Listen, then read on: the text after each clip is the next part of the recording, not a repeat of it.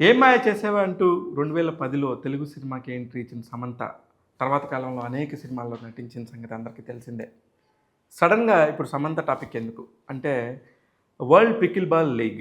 World pickle ball league అనేది ఒక కొత్త గేమ్. ఇండియాలో ఇప్పుడిప్పుడే ఎంట్రీ ఇస్తుంది. 2021లో ఆ గేమ్‌కి సంబంధించిన వాళ్ళు ఎంతమంది ఉన్నారు ఆడటానికంటే దాదాపు ఒక 10,000 మంది ఉంటే 2024 వచ్చేసరికి వాళ్ళ సంఖ్య దాదాపు 6 రెట్లు పెరిగింది. అంటే దాదాపు 60,000 మందికి జాయిన్ అయ్యారు. ఈ ఆట అసలు ఎక్కడ స్టార్ట్ అయిందంటే అమెరికాలో స్టార్ట్ అయింది 1965లో. ఈ పికిల్ బాల్‌కి సంబంధించి చాలా ఇంట్రెస్టింగ్ టాపిక్ ఏందంటే ఒక టెన్నిస్ గేమ్ లాగానే ఉంటది. కానీ దీనికి బాల్ సెపరేట్‌గా ఉంటది. టెన్నిస్ బాల్‌లా కాకుండా మీరు గమనిస్తే గనుక టేబుల్ టెన్నిస్ బ్యాట్‌లాగా ఉంటది ఆ బ్యాట్స్. వాటితోని ఈ గేమ్‌ని ఆడతారు. వరల్డ్ పికిల్ బాల్ లీగ్ అనే లీగు ఇప్పుడు ఇండియాలో జరుగుతోంది.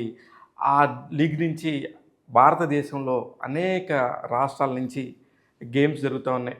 అనేక రాష్ట్రాల నుంచి పోటీదారులున్నారు. ఆళ్ళందరిలోకి ఒక పోటీదారు మాత్రం చాలా ఇంట్రెస్టింగ్‌గా కనిపిస్తున్నారు.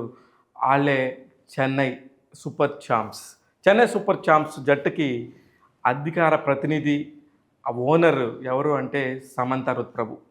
ఎందుకు ఆమె చెన్నై టీమ్‌ని తీసుకున్నారంటే, చెన్నైలో పుట్టి పెరగటం వల్ల ఆమెకి ఏదో ఒక గేమ్‌లో స్పోర్టివ్‌గా, స్పిరిట్‌గా ఉండాలి అని జెప్పేసి ఆ గేమ్‌కి ఓనర్‌షిప్ తీసుకున్నారు. ఇది 2024 ఆగస్ట్‌లోని ఒక ఎంఓయూ చేసుకున్నారు.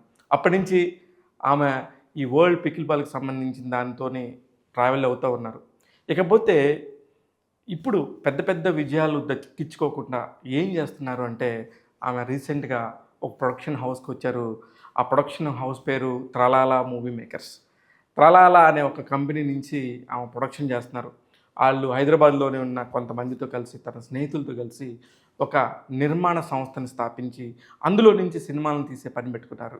సినిమాల్లో ఏం నటించట్లేదంటే, సినిమాల్లో కూడా నటిస్తున్నారు. ఆమె 'రక్త బ్రహ్మాండ్' అనే ఒక వెబ్ సిరీస్‌లో కీ రోల్ పోషిస్తూ ఉన్నారు. అది నెట్‌ఫ్లిక్స్‌లో స్ట్రీమ్ అవ్వడానికి రెడీగా అవుతుంది.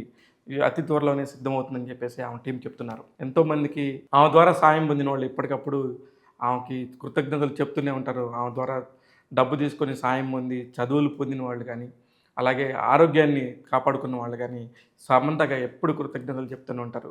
ఎందుకు సమంత అందరికీ హెల్ప్ చేస్తూ ఉంటది?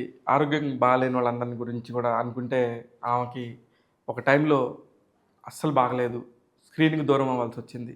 అలాంటి సిట్యుయేషన్‌లో ఆమె ఎలాంటి మానసిక స్థితి ఎదుర్కొన్నారు, ఆరోగ్యం బాలేకపోతే ఎలాంటి పరిస్థితులుంటాయి, ఎంత విపత్కర పరిస్థితులుంటాయనేది ఆమె అర్థం చేసుకుంటం వల్లే చాలామందికి ఆరోగ్యరీత్యా కానీ, అవసరాల రీత్యా కానీ తను వ్యక్తిగతంగా సహాయపడుతుందని చెప్పేసి ఆమె చెప్పడం జరిగింది.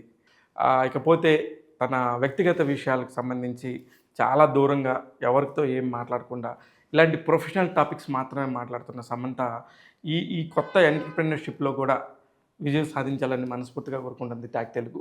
ఇకపోతే అమెజాన్‌లో విడుదలైన 'ఫ్యామిలీ మ్యాన్ 2' సిరీస్‌లో అత్యద్భుతమైన ప్రజాదరణ తగ్గించుకున్నారు సమంత. దానికి సంబంధించి 'ఫ్యామిలీ మ్యాన్ 3'లో కూడా నటిస్తున్నారా అంటే ఆమె ప్రశ్నకి సమాధానం నో. ఆమె 'ఫ్యామిలీ మ్యాన్ 3'లో నటించట్లేదు. ఇప్పుడు కేవలం ఆమె చేతిలో ఉన్నది 'రక్త బ్రహ్మాండ్' మాత్రమే ఆమె నటిగా కొనసాగుతుంది. ఇట్లాంటి అనేక విషయాలను మీకు ఎప్పటికప్పుడు అందిస్తూ ఉంటాను టాక్ తెలుగు యూట్యూబ్ ద్వారా. నేను మీ శివ పల్లాల.